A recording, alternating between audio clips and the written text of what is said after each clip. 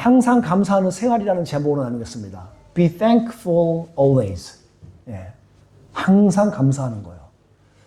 그것이 어떤지 한번 말씀은 은혜 가운데 나눠보기 바랍니다. 최근 대히트가 예상되는 드라마 한 편을 제가 봤습니다. 아니, 한 편을 봤다는 것보다도 지금 나왔습니다. 요겁니다. 보신 분? 보신 분 있군요. 이야, 이거 이거를 봐야 되나 뭐 주저했는데, 여기서는 영어로, 어떻게 영어로 나왔냐면 JTBC에서 나왔던 건데, 넷플릭스까지 등극을 했더라고요. 저는 거기를 통해서 봤습니다. 천국보다 아름다운 영어로는 Heavenly Ever After라고 돼 있어요. 그래서 우리가 잘 못 알아채는데, 1화를 봤는데, 저는 이거 히트가 될 것 같아요. 아마도. 제 예상으로 보면 대히트 칠 겁니다. 부활절 다음날 제가 이걸 봤거든요. 여러분, 오늘 제가 그 칼럼에도 쓴 거에도 아마 이거 연결이 되어 있습니다. 천국에 대한 기발한 아이디어를 여기서 보여줘요. 야, 천국 가면 이렇게 될 수도 있겠다 하는 거를 이렇게 좀 우리가 개스할 수 있을 정도로. 여러분, 하나 아셔야 될 게 그게 절대 맞지 않아요. 참고만 하실 수 있는 거예요. 참고만 할 수 있어요. 저는 특히 김혜자 배우가 나와서 크리스천 배우의 자리를 딱 하는 게 너무 좀 인상적이었습니다. 최근 제가 이렇게 좀 시대를 좀 보게 되면, 각종 AI가 지금 많이 생기는 거 아시죠? AI가 뭐, 프로그램도 뭐, 사이트도 엄청나게 많이 생겨요. 챗 GPT, 여러분, 최첨단입니다, 지금. 구글에서도 질세라 구글도 막 그냥 막 개발되는 거 많고요. 여러 가지 각종 매체에서 지식과 정보의 홍수 시대를 살고 있어요, 진짜. 여러분, 오랜 시간을 통해 갖고 우리가 공부했던 게 있잖아요. 단 몇 초 만에 나와요. 그냥 어떤 건 몇 분 안에 주르르 정리해서 싹 나와요. 왜 공부했나 싶어요. 그냥 묻히기만 하면 정보가 확 다 나와요. 근데 한 가지 우려되는 게 있습니다. 그 모든 정보가 맞지 않다는 거예요. 모든 정보가 다 맞지 않다는 거예요. 그러니까 마치 모든 혼합주의가 믹서되면서 막 혼합주의가 돼버렸어요. 그러면서 제가 우려되는 게 영적인 위협이 다가옵니다. 옹알이를 안 해, 제가. 영적인 위협을 느끼지는데 이상한 정보가 생각 이상으로 많이 우리들에게 막 흡수해 들어오더라 이거예요. 우리가 분별하지 않으면 큰일 날 것 같아요. 저는 그래서 앞으로 더더욱 모든 인류는요, 보다 영적인 것을 추구하게 될 것 같아요. 여러분, AI나 모든 저기는 영적인 것을 찾을 수 없습니다.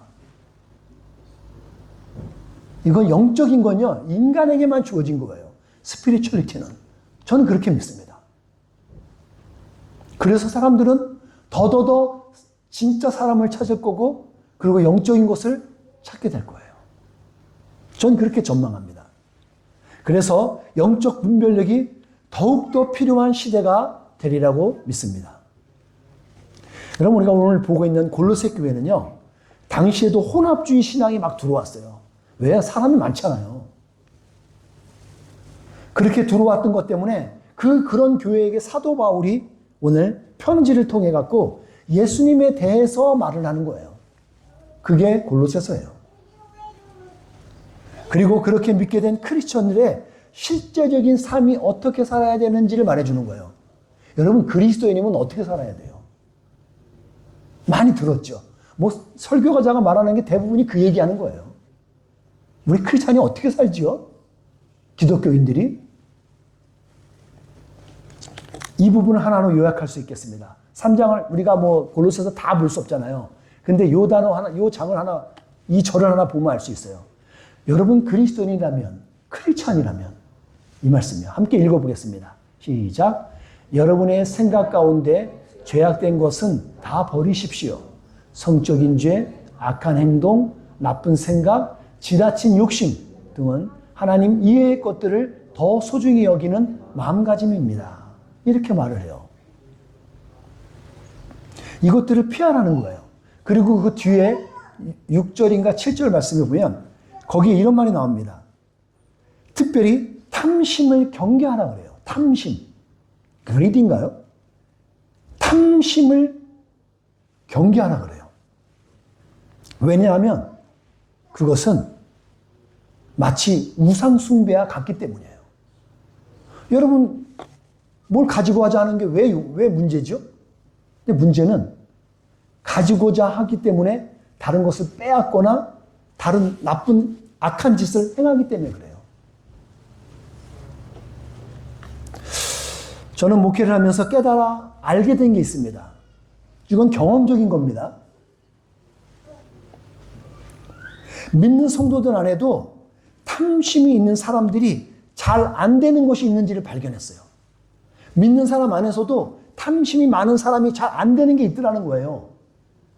어떤 게 안 될까요? 그것은 감사하는 생활이 안 되더라고요. 좀 많이 봤어요. 제가 지금 30년을 지금 이 사역자의 길을 가고 있는데 모든 세월을 돌아보니까 맞아요. 예수님 믿어요. 매주 예배 나와요. 기도해요. 근데 그가 강팍해지고 시험에 빠지니까 감사가 입에서 사라지더라고요. 여러분이 확인하고 싶으면 한번 둘러보세요. 아니, 여러분 자신을 한번 보셔도 알아요. 오늘 말씀은, 근데 오늘 말씀에서 우리에게 주는 말씀은 항상 감사하는 생활하는 사람이 할 줄 아는 것이 무엇인지를 저는 조명하려고 합니다. 그걸 설교하려고 그래요. 항상 감사하는 삶이 되는 게 있어요. 잘하는 게 있더란 말이죠. 여러분 중에 어떤 분은 이미 행하신 분도 있어요. 근데 어떤 분은 지금 그거를 하기 위해서 훈련 과정 중에 있는 분들이 있다는 거예요. 감사하는 생활은요, 우리의 영혼을 자가 시스템처럼 살리는 비타민과 같아요. 자가 시스템으로 살리는 비타민과 같은 거예요. 말씀 안에서 이 비타민이 여러분에게 상큼하게 주어지기를 주님께 축복합니다. 사모하는 자에게 주어질 줄 믿습니다. 본문 중심으로 보니까 세 가지를 할 수 있더라고요. 세 가지가. 오늘 성경 본문에 나와 있기를. 제가 요거는 준비하지 않았는데 여러분 들으셔서 기억하시기 바랍니다. 메모하셔도 좋겠어요. 이게 돼요. 첫 번째, 서로 사랑할 줄 알더라고요. 14절에 나오죠? 서로 사랑할 줄 알아요. 여러분 사랑하면 왠지 좀 이렇게 상큼하지 않아요? 가슴이 좀 쿵쾅쿵쾅 뛰지 않나요? 하도 오래돼갖고 잘 기억도 안 나는 사람도 있나요? 근데 사랑은 좋아요. 사랑은 사람을 살립니다. 우리가 읽지 않았지만 골로새서 3장 1절부터 13절까지 말씀을 보면 크리스천의 새로운 삶을 살아야 되는 것들, 새로운 삶을 살아가는 사람에게 그들에게 첫 번째로 나타나는 선한 영향력이에요. 그게 서로 사랑하는 겁니다. 서로 사랑하는 거예요. 교회가 은혜로운 곳은 서로 사랑하는 게 돼요. 우리가 서로 사랑할 때 맨 처음에는 한쪽에서 일방적으로 사랑하는 것 같아요. 일방적으로 사랑하고 희생하는 것, 봉사하는 것 같아요. 근데 어느 시간이 지나면 그것이 서로 사랑할 줄 알게 되는 거예요. 대표적인 게 뭘까요? 부모와 자식입니다. 맨 처음에는 부모가 일방적으로 사랑하는 것 같아요. 부모가 일방적으로 사랑하잖아요. 요 애기가 맨날 똥 싸고 오줌 싸고 뭐하고 소리 지르고 말하면 말도 안 듣고 막 그랬던 자녀에게 뭐 죄진 것도 아닌데 그 자녀에게 다 해야 돼요. 왜? 근데 일방적으로 해요. 희생합니다. 내 돈 벌어서 힘쓰고도 다 모두를 다 그냥 갖다 쏟아 부어요. 왜 하죠? 사랑해요. 사랑이 외에는 답이 없어요. 근데 어느덧 시간이 지나고 흘러가면 그 자녀가 어느 날 부모를 또 사랑한단 말이에요. 부모를 케어하고 서로 사랑하더란 말이에요. 내가 연약해질 때 자녀들이 부모를 이제 케어해 주기 시작한단 말이죠. 서로 사랑하기 시작해요. 왜냐하면 자녀가 성장해 보니까 그 부모의 사랑을 체험하거든요. 알거든요. 그러니까 그 부모님을 기꺼이 사랑하게 돼요. 여러분, 부부도 그렇습니다. 맨 처음엔 누구 하나가 일방적으로 사랑하는 것 같죠? 근데 그렇지 않습니다. 나중에 또 지나면 서로 사랑하게 돼요. 그게 이상적인 부부예요. 교회 공동체도 마찬가지입니다. 서로 사랑하는 겁니다. 서로 사랑할 때 진정한 사랑이 시작되고 싹틀 수 있습니다.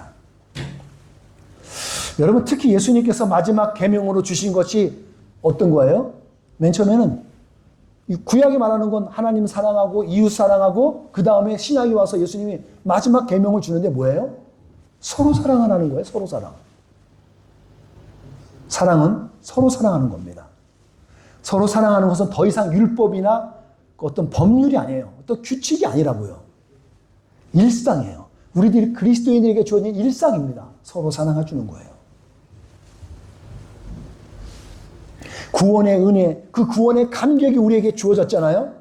그 사랑을 받은 사람은 당연히 자연스럽게 우리에게 나오는 거예요.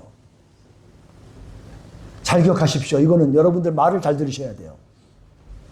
대접할 줄도 알고 대접을 받을 줄도 알아야 돼요. 이게 제대로 된 사랑입니다. 안 줘서 문제지, 주면 받으셔야 돼요. 그것도 사랑이에요. 하나님의 선하고 인자하신 뜻이 그 뜻 안에서 주고 받는 것이 그게 은혜예요. 어떻게 이게 가능하시냐면 하나님의 선하고 인자하신 그 사랑을 받았기 때문이에요. 시편에 104편인가? 107편하고 118편에 말씀이 나와요. 하나님의 선하고 인자하신 그 사랑하심으로 우리가 그걸 받는 거예요. 그걸 받았기 때문에 그래요. 여러분, 그래서 여러분 말씀으로 적용하는데 어디 가셔서 사람들하고 이렇게 교제하시고 그럴 때요. 어디 가서 양치 소리 들으시면 안 돼요. 어디 가셔갖고 구두쇠 소리 들으시면 안 돼요. 왜요? 그거 하나님의 영광을 가리는 거예요. 여러분이 그리스도인인지 아는데 그렇게 하면 하나님의 영광을 가리는 거라고요. 여러분이 형편이 안 되시면 똑같이는 못할지언정 여러분에게 주어진 나름의 최선을 가지고서 여러분 섬기십시오. 섬기고 지혜롭게, 그게 지혜고 은혜예요. 이게 감사를 아는 자의 기본 자세라고요. 서로 하세요. 서로.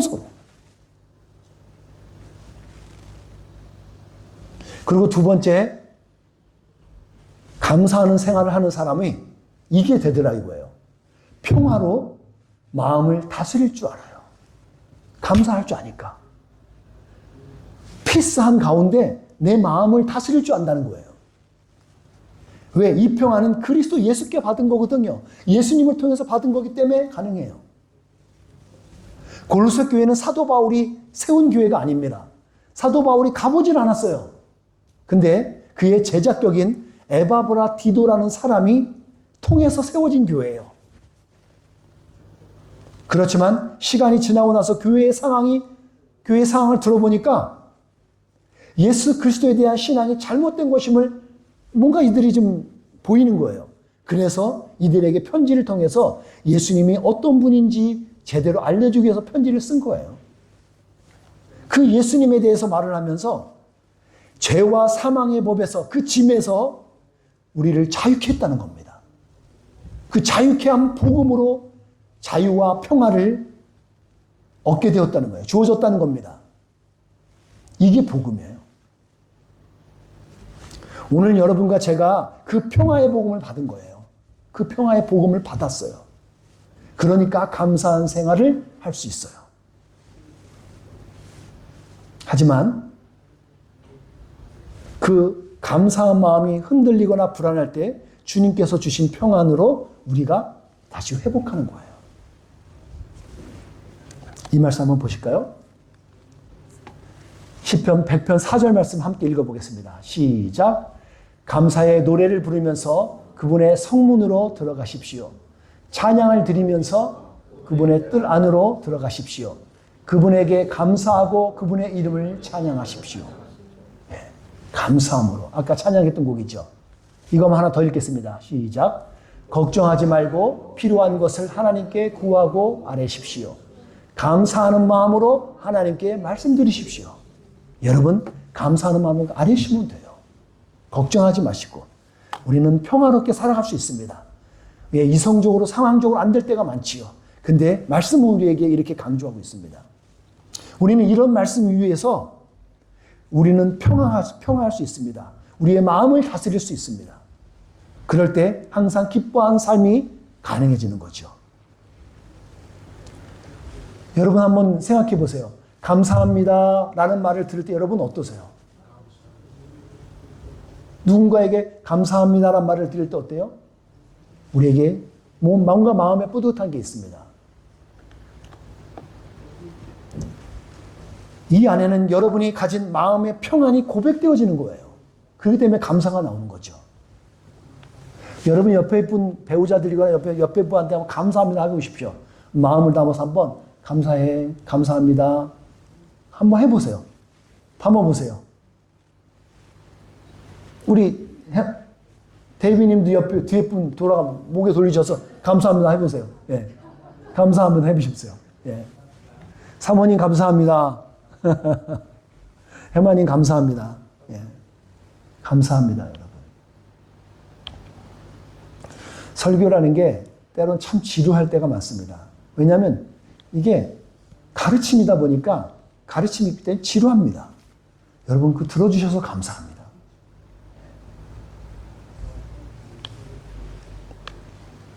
우리의 일상에는 천국보다 아름다운 드라마 속에 수많은 사람들의 인생이 있습니다.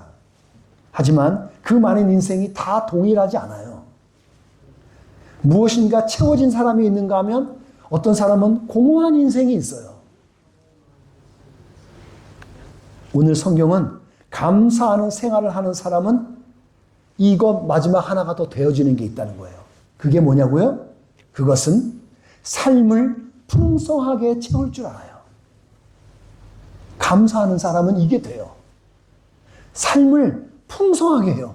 똑같은 인생인데 풍성하게 이들을 만들 수 있어요. 우리는 만들 수 있어요.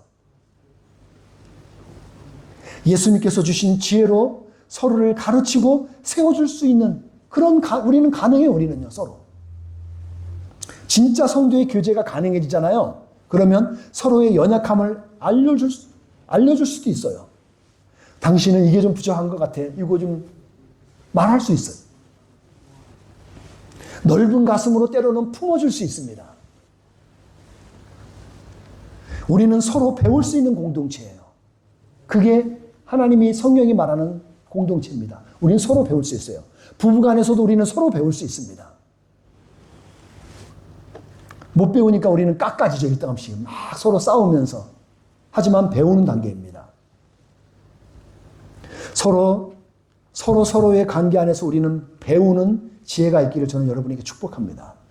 이거 특권이고 특별한 시간이에요. 성도의 교제에 적극적으로 참여하는 것이 한 가지 좋은 도전이에요. 성도의 교제 가운데 여러분 들어가시는 게 배울 수 있는 시간이에요. 풍성한 삶은 나눌 때 2배가 돼요. 그리고 축복이 되어진 줄 믿습니다. 여러분 지난주에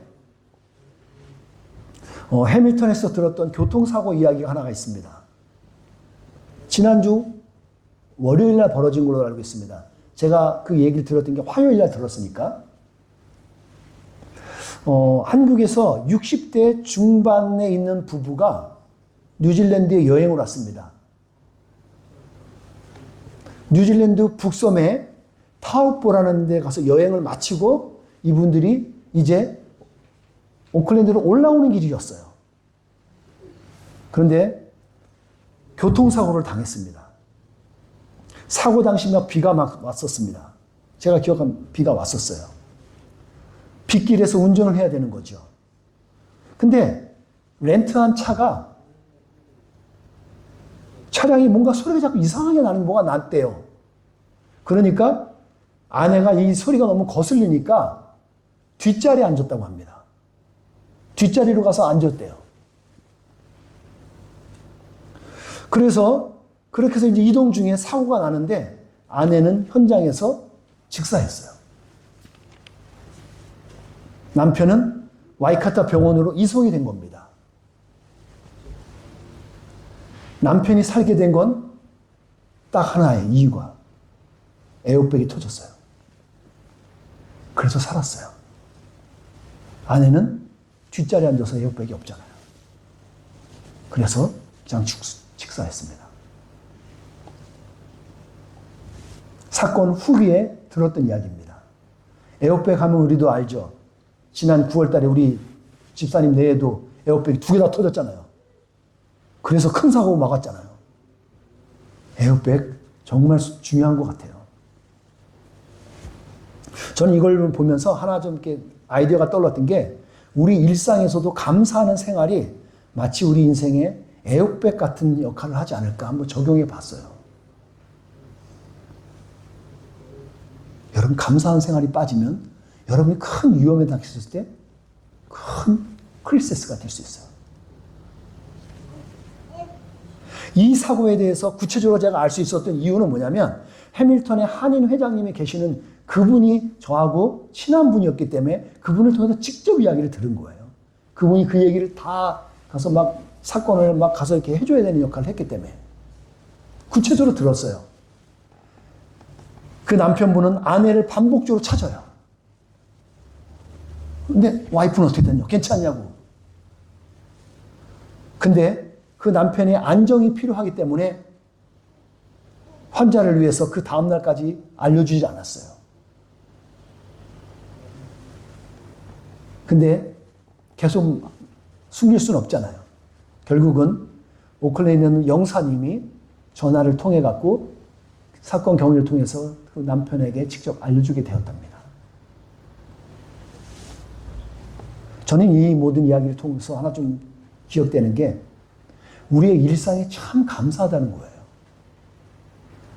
그분들이 영어도 유창하신대요, 남편이. 근데 이 나라 와갖고 무슨 그걸 위해서 했겠어요. 여러분에게 지금 주어진 일상을 감사하는 은혜가 있기 축복합니다. 참 감사하는 거예요. 오늘 현재 여러분과 함께하는 가족이요, 여러분과 함께하는 교우들, 그리고 여러분 주위에 있는 이웃들, 감사해야 될 줄 믿습니다. 그들이 우리의 축복입니다. 여러분, 그걸 감사하고 사는 게 은혜예요. 말씀을 맺겠습니다. 오늘 우리가 항상 감사하는 생활을 할 수 있는 이유에 대해서 우리 히브리서 기자는 히브리서에 나오는 말씀, 이런 말씀이 나와요. 이런 말씀 한번 잘 보십시오. 히브리서에서 이렇게 나옵니다. 큰 소리로 한 목소리로 읽어보겠습니다. 시작. 우리가 흔들리지 않는 나라를 가졌으니 감사드립시다.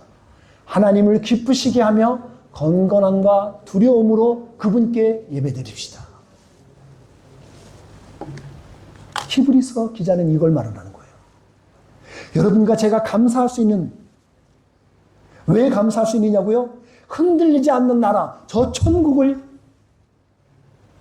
은혜로 받았거든요. 그 은혜를 받자는 겁니다. 이걸 쉽게 풀어보면 감사하자는 거예요, 그거를요. 천국을 받은 것을 감사하자는 겁니다. 그리고 이것으로 말미암아 경건함과 두려움으로 하나님을 기쁘시게 섬기자는 거예요. 그게 예배예요. 결코 흔들리지 않는 나라를 받은 우리가 은혜 받은 사람이잖아요. 그러니까 감사하는 거예요. 그런 감사가 일상이 된 우리가 경건한 신앙생활을 할 수 있는 거죠. 그리고 하나님을 경외하는, 하나님을 기쁘시게 하는 삶을 살아갈 수 있는 거예요. 어떻게 감사를 표현하고 살 수 있을까요?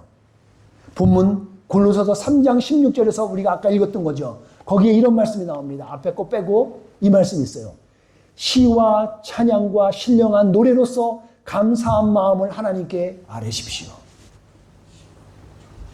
여러분이 그 감사를 표현하는 게 이렇게 하는 게 여러분의 감사를 표현하는 겁니다. 그렇게 하는 것이 하나님을 기쁘시게 하는 거라는 거, 이렇게 하는 게. 시와 찬양과 신령한 노래로 하는 게요. 이게 예배 안에 포함되는 겁니다, 여러분. 예배 안에서 여러분의 기도가 있겠고요. 여러분의 간증이 있어요. 여러분의 간증을 여기서 담아내는 거예요. 하나님께서 이 부분을 행하셨습니다 하고 여러분이 간증하는 게 여러분이 찬양하는 거예요. 기도도 마찬가지고. 찬양할 때 감사함으로 그 문에 들어가서 우리가 그 찬양을 소리로 올리는 거죠. 그게 찬양이라고요. 이것이 참다운 신앙 고백이고 진정한 예배인 줄 믿습니다. 이것을 할 때 하나님께서 기뻐하신다는 거예요. 이런 실제적인 신앙 고백과 찬양과 기도가 여러분에게 나타나기를 주님의 이름으로 축복하면서 저는 기도하고 또한 아울러서 소원하고 있습니다. 전 여러분이 예배 가운데 때때마다 주어진 은혜 가운데 간증할 수 있는 여러분의 지체들이 있었으면 좋겠어요. 그래서 우리가 좀 예배가 좀 이렇게 좀 더 좀 밀접하게 뜨거워졌으면 간절히 소원하는 게 있습니다. 그런 감사의 삶이 여러분의 인생에서 샘솟듯이 일어나기를 바라고요. 비타민처럼 풍성하게 있어지기를 축복합니다. 기도하겠습니다.